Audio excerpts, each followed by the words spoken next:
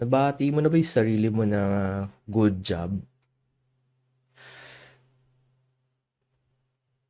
Alam mo yung parang have you been hard on yourself lately? Feeling ko kasi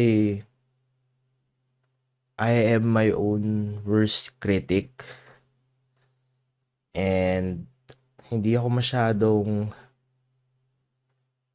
parang bihira lang ako magsabi, uy, ang galing mo dun ah. Parang, parang wala akong maalala or sobrang handful lang ng events na sinabi ko na, wow, ang galing ko dun ah. And ang pinaka-recent one ay when I finished or yeah, when I finished a section, parang first 2 bars lang ng sheet music when I was playing piano or nag-aaral kasi ako ano I'm learning the piano right now. Tapos natuwa ako na na-interpret ko yung sheet music into piano sounds.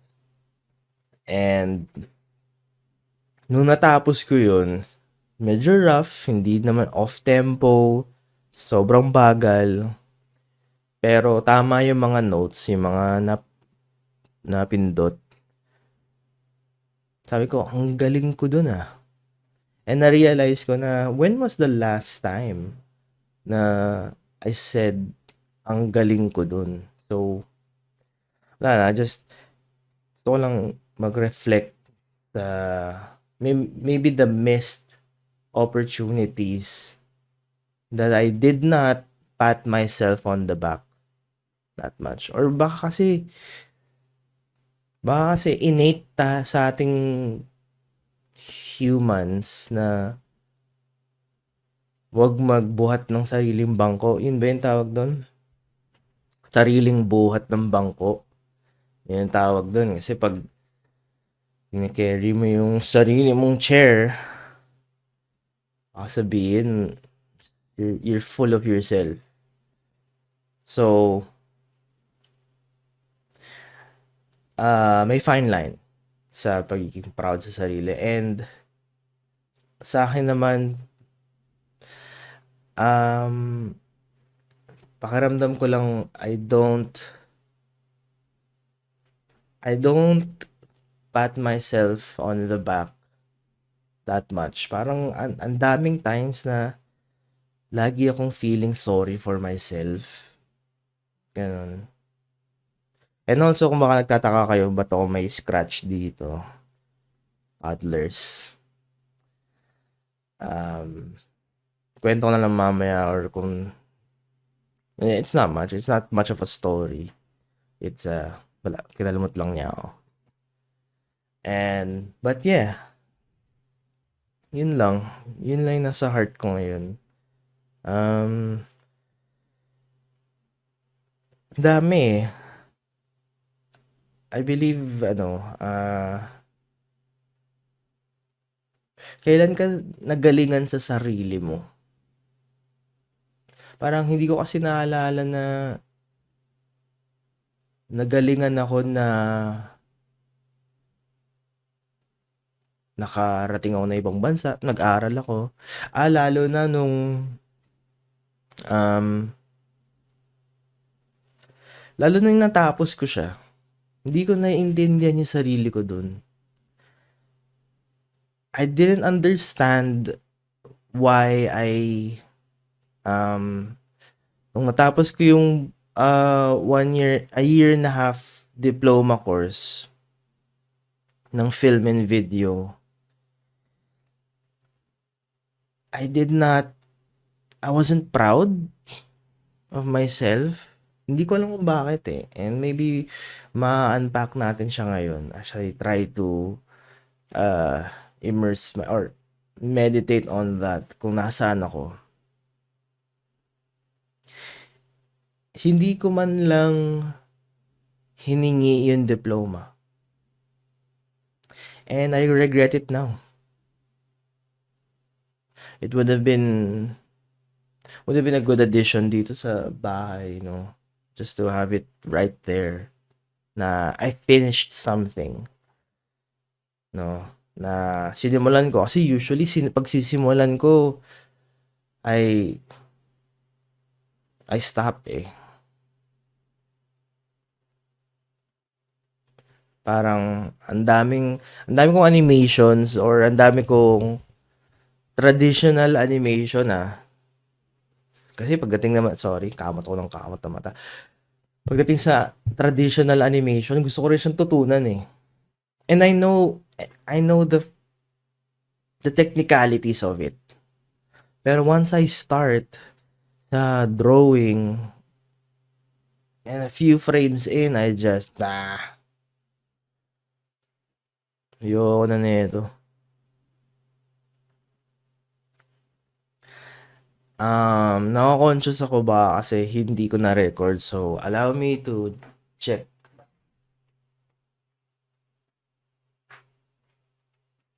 Okay na record. Okay.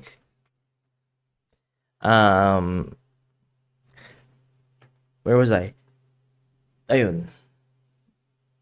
Natapos ko siya eh. Natapos ko yung aking pag-aaral. Good morning nga pala. Okay. Inantok ako sa sarili kong boses, no? I didn't understand why I did not even care to get my diploma. In-announce, hindi nga ako nag-attend ng recognition day eh, ng school. Hindi ko wala, I guess, seeing where I was now, parang there's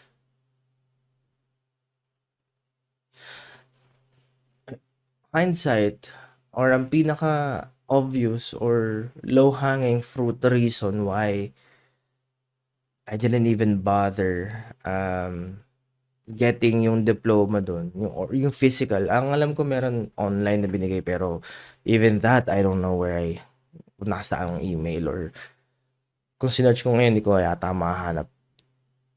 But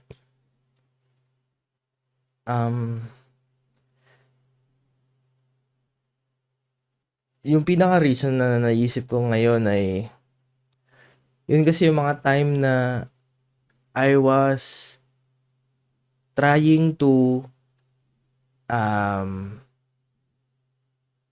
make a visa or apply for the visa to stay sa Canada.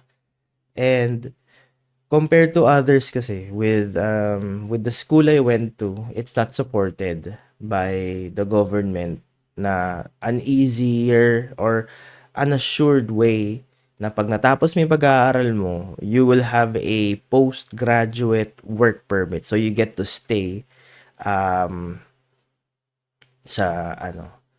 country, no? And my school, the school that I went to, I don't it does not meet the list of or hindi siya acknowledged or wala siya sa DLI, Designated Learning Institutes. So, there's a chance na mag-grant pero it's low. And I think that mattered more eh. I think I would have celebrated or mas may I get to stay. So and I believe na it got in the way of me celebrating the small wins, no?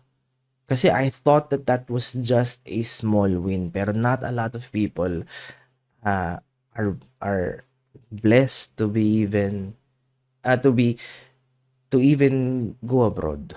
So I guess I didn't even thank my mom na for well, I thanked her naman, pag-uwi. Pero the time na natapos ko, I just didn't really it didn't feel like a win sa'kin pag-uuwi ako. Alam mo yun? I just had that thought. So, kumbaga yung importance, nadala ako ng nadala ako ng ano, um, ng the next step. In retrospect, I am happy. I would have celebrated with my classmates or batchmates. I would have ngayon na kung I would have, spent that day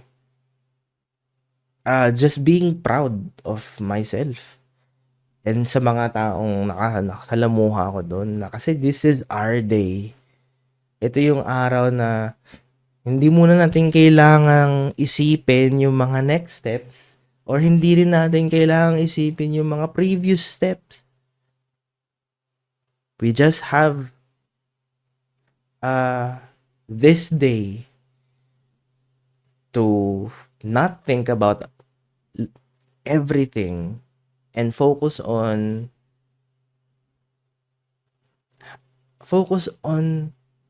doing or being recognized dahil sa good job.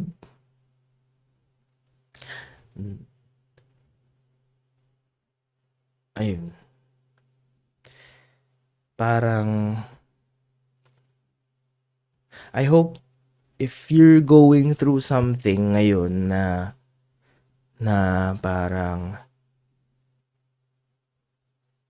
hindi mo na celebrate yung small win mo or may mga pending wins ka. Okay? Or parang siguro stop for a minute and then just think about the small wins of yesterday. No? Or the past few months. Or even at the start of the year. Sabi nga ng asawa ko, nasa kalahati na tayo. It's been 6 months. Kamusta yung last 6 months mo? What are the small wins ng last 6 months mo? And I'm gonna try to do that as well, no? It's easy to forget kung ano yung mga dapat mo i-celebrate, no?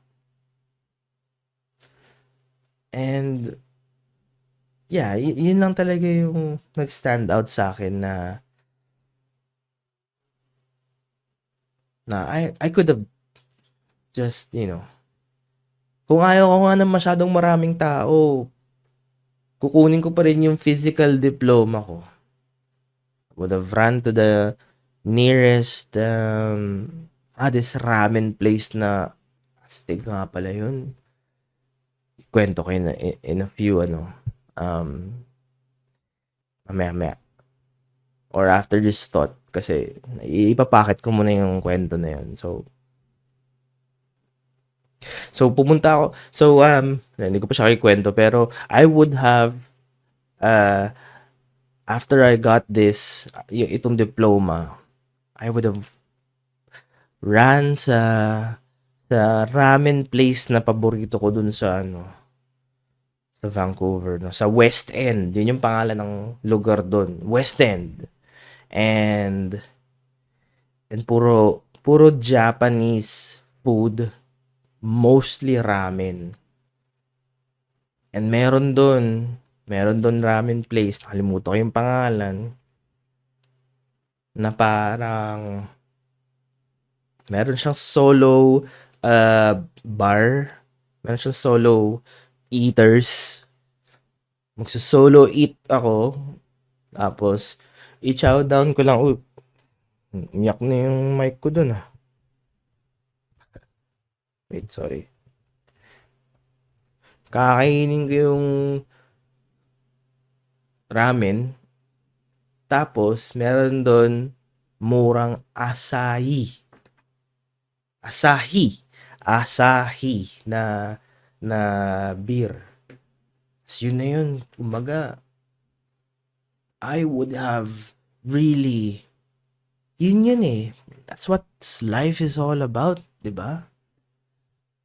Just na-imagine ko ngayon na parang this is a day na-accomplish ako. I get to do this. I get to sit down, drink my beer, eat ramen, and just, alam mo yun, parang galing mo toon. Galing mo toon. But instead, I just, anong ginawa ko? Wala rin naman akong ginawa sa bahay. Kung saan ako nag-stay noon. Parang, talaga, Danes na, hindi na ako pupunta. Oh, you should come, Hilton. You should come, Hilton. We're gonna celebrate, Hilton. Yun kasi yung pronunciation. Hilton. Hey, Hilton. Hilton, you should come. You should. Oh, why didn't you go, Hilton? Andun lahat ng mga, alam mo, andun lahat ng mga classmate ko. Or at least yung mga talagang I was close to. And yung, may mga hindi rin naka-attend na kilala ko, pero the reason is they went somewhere na. They went home na or ano no. Pero I was there and wala akong plano sa araw na yun. And message ako ng mga kaibigan ko na, you didn't go? Why aren't you here, Hilton? Why aren't you here? Naku, parang sobrang self-absorbed lang ako sa, that's not, para ako si Kobe Bryant nung, imagine mo nalala mo yung nasa nasa finals yata si Kobe Bryant nun. And then yung post-game conference niya, yung famous line niya na, why would I be happy? Job's not done. Ganyan yata yun. Job's not done. Kung gumagano'n si Kobe, imagine mo, nanalo na siya sa finals, as gumagano pa rin siya, job's not done. May next year pa. Next season, di pa. Yung trophy for next season, di ko pa nakukuha. Yes, nanalo kami ng NBA Finals ngayon, pero job's not done. Yun yung vibe ko nun. Ha? Nagtataas na ng trophy yung mga kaibigan mo. Okay? Naton. Nagawa natin. Natapos natin. Natapos natin yung isang taon na sandamakmak na assignment every week. And yung mga blessings na nakuha mo along the way. And yung sinasabi mong, grabe, miracle to na ako'y napili sa ganito, ganyan. Kasi, alam mo kung, isa sa mga yung mga takot ko sa papuntang pag-study ko sa Canada, parang, I felt so low. I felt na I'm just this eager beaver from the Philippines, and I might get, yung nasa isip ko kasi I feel so small. My height does not help with that then. And I felt so small na baka yung strategy ko is to just lay low. Alam mo yun? To just learn from the background and let these local Canadians or other countries that meron akong naging kaibigan French, meron naging kaibigan na Europeans, na mga Latins na kung saan napupunta from first world countries na pupunta doon, and pupunta ako dito sa isang classroom, and ako lang yung Pinoy. I didn't understand why I felt na I was the lowest or Surprisingly, hindi ako yung pinakamaliit, Kasi usually ako yung pinakamaliit sa klase. But no, I wasn't. So I'm pretty happy with that. And hindi naman kami pinalinya na parang high school. Pero I'm just happy na that's not the case. Anyway, what was I saying? There was a lot of miracles nung year na yun sa school, sa film school. And ang nasa isip ko kasi pag film student, very you have to have a certain degree of kapal ng muka parang to assert yourself na here's my abilities. Hindi yung kupal levels na kapal ng muka. Confidence lang on your abilities to I know how to do this. So can I assume this role na director? So parang going in before ako mag-start ng classes, yung mindset ko na okay lang kahit wala kang kaibigan, okay lang sa akin na wala kang parang ikaw lang gagawa ng assignment mo. Na hindi ka muna siguro makakasali ang sad boy. Okay? Parang yun yung expectations ko sa sarili ko. I'll just breeze through. I don't have to have friends. I just love film. I just love I just like making scripts and making stories, and I'm just that guy. Ako na lang siguro yung weirdo sa gilid na walang kaibigan. Alam kong ang sad boy nun, pero parang I just wanted to manage my expectations coming in dun sa class. And I just remember this song, no, na you got a lion inside of those lungs. Parang eventually parang my personality went out. Alam mo yan? You got a lion inside of those lungs. You get up and praise the Lord. Yun eh. Parang hindi mo siya mapipigilan eh. When you're,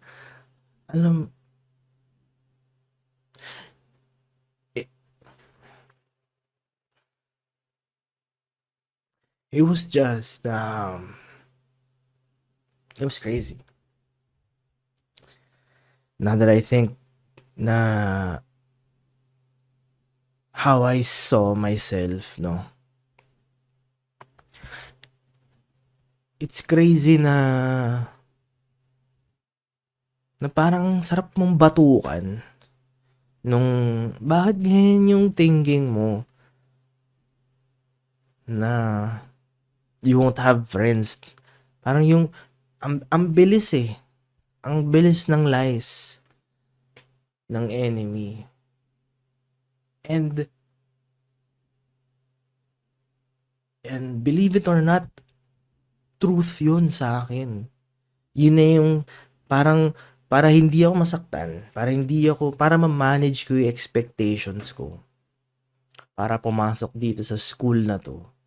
And to finish this school, this adventure I put myself in, I'm gonna play it as the weird Pinoy boy sa gilid na sige, sali nyo lang ako sa group nyo kung ano, okay lang.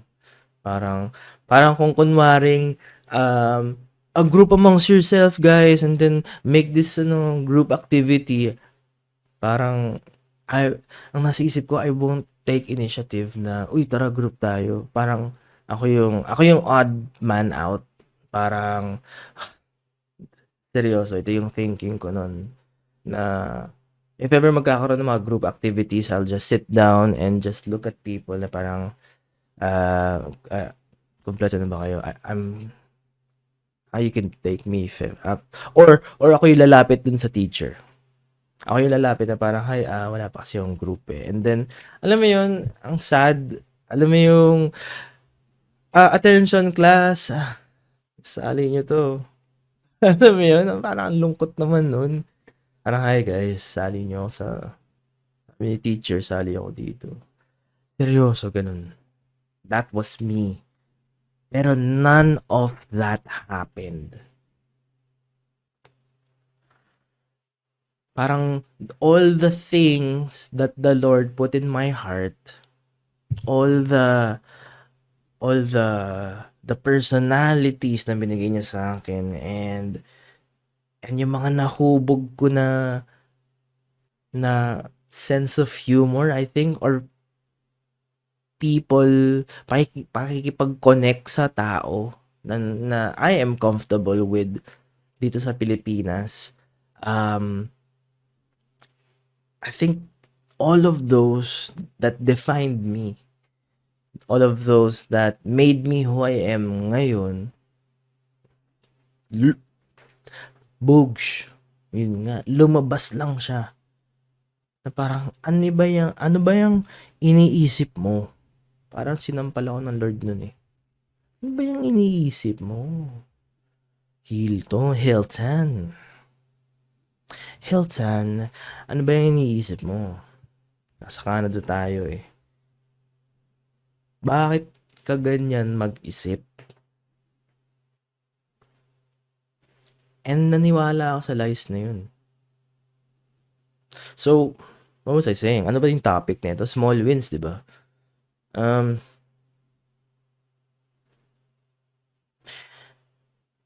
And well, I think nag-steer ako sa different direction with this podcast, no? Pero I'm gonna try to bring it home. So yun lang yung isa sa mga perspectives, or how fast can the enemy attack your mind? Yung alam mong yung pagdating ko pa nga lang doon is, it's not even a small win. It's a huge win kasi, alam mo yun, ang dami kong nilakad. Alam mo yung pinagpaguran kong lakad ng papel, nagpa-medical pa ako, yung mga pila, and yung, well, of course, the funds, yung pagod din ng nanay ko to come up with the budget and the tuition, but ako yung legwork eh. Ako yung pumunta sa embassy, and ako yung nag-IELTS, and I had to study English to get this grade. I didn't even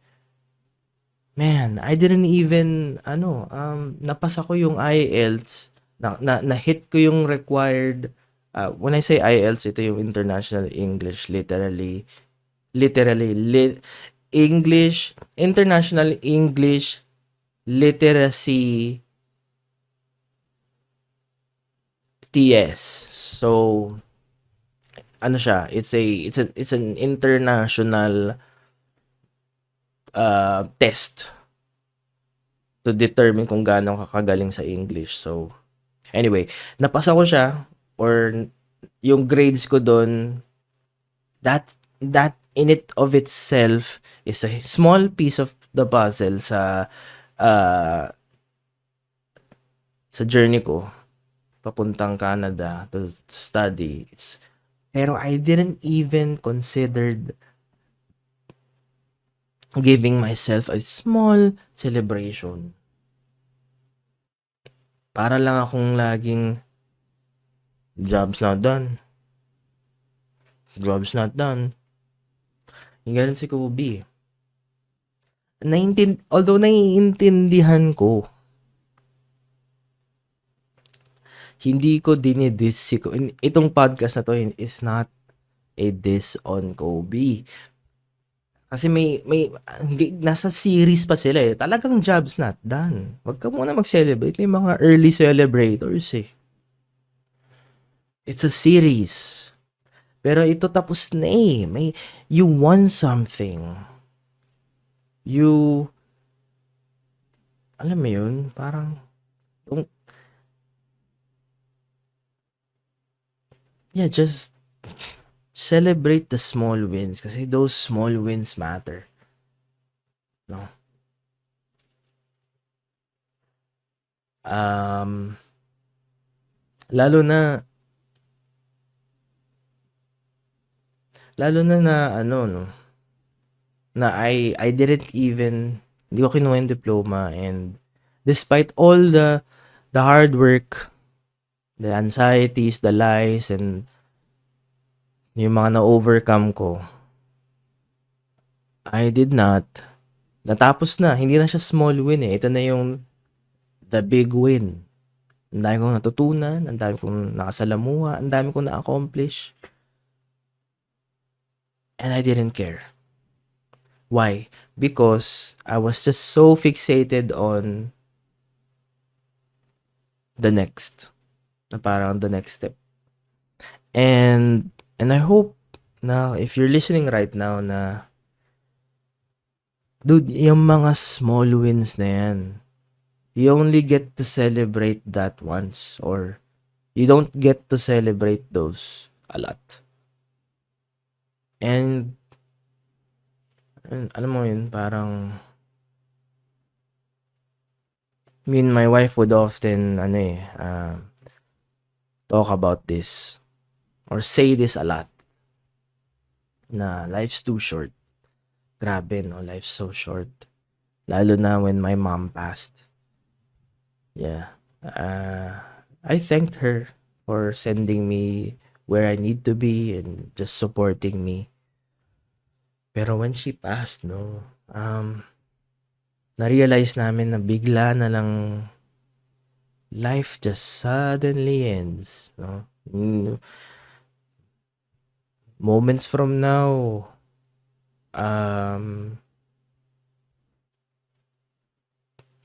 episode 43,000 na tayo. Alam mo yan, ng podcast. And I guess this is a small win for me, no? Kasi it's been a struggle of mine na to, parang what if I start a podcast? Or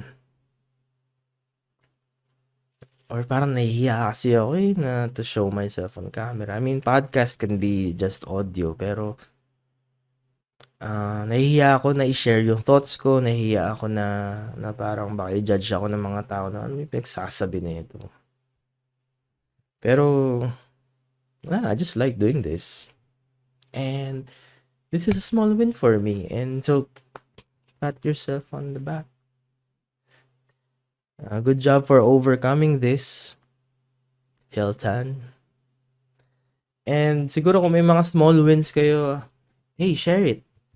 You know what? Share it dito sa episode na to. Comment on sa Spotify, comment on sa YouTube. Just share your small win, no? And let's celebrate it. I'll reply, I'll celebrate it. Congrats.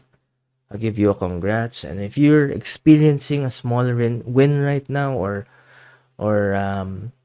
if you could think of one thing that you're proud of, maybe celebrate it. Maybe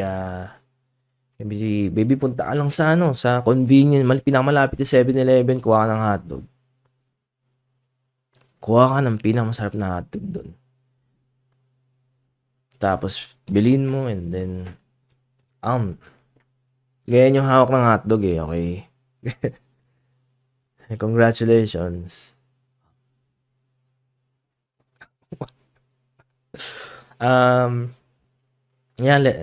Just never forget to celebrate yung mga small wins mo, and most importantly, don't forget the big wins. And alam mo yun, give a little glory. Give that glory kay Lord din, of course. And to end, I'll just what's a small win before I end this episode? Anong small win na naalala ko this past 6 months. A small win is mm, we were able to get our daughter a haircut.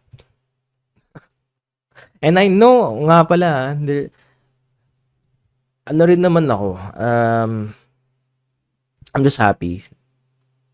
And alam ko sobrang, hindi yata siya small win. Parang win siya.